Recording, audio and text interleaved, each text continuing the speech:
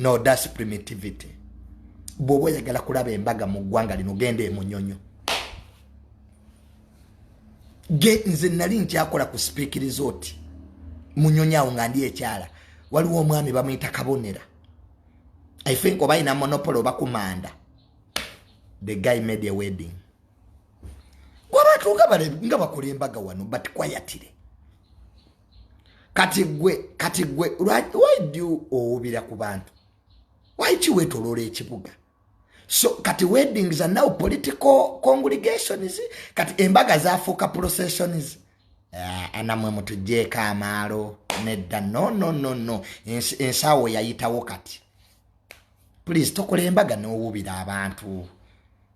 Tokola embaga ne wetolole ekibuga. Malo gennyini agawedde emirimu.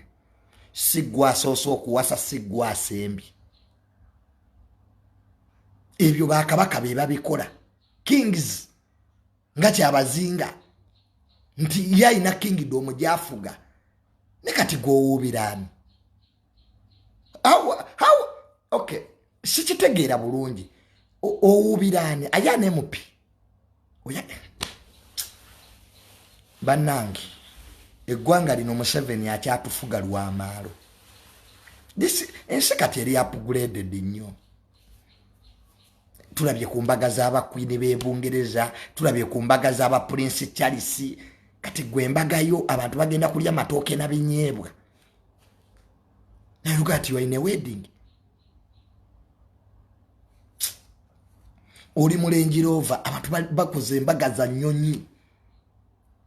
Helicopters. Muno waliwo omwami bamuyita Bulwadda.